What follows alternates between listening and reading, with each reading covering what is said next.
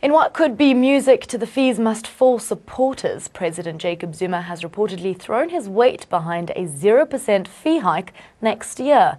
Media reports suggest that President Zuma has ordered Finance Minister Pravin Gordhan and Higher Education Minister Bladen Zimande to implement students' demand for a 0% increase in university fees for 2017.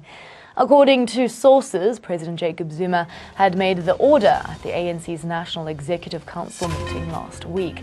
And Zimande reportedly said that universities needed at least a 6% hike in fees for 2017 or risk of facing a financial collapse. The Treasury too said to have warned that there is no more money to direct towards tertiary education. But President Zuma is believed to have asked his two ministers, Gordhan and Zimande, to simply find the money.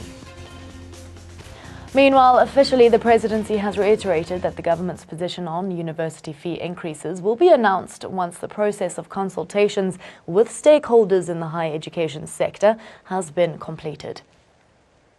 It's nothing new for us in the UK for President Zuma to get that position. Also, as I said, when we made the commitment in the college Congress that we must have free education. In the meantime, we are saying that before the Commission on free education reports back to President Jacob Zuma, there must be no fee increase in universities across the country.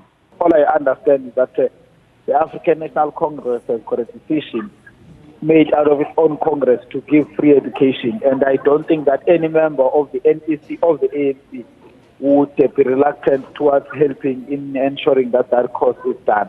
We think that free education must be made free to everyone who's poor and needy. Of course, we welcome a 0%, but ultimately, and I think it was echoed by the previous speaker, that for us, the goal is free quality education.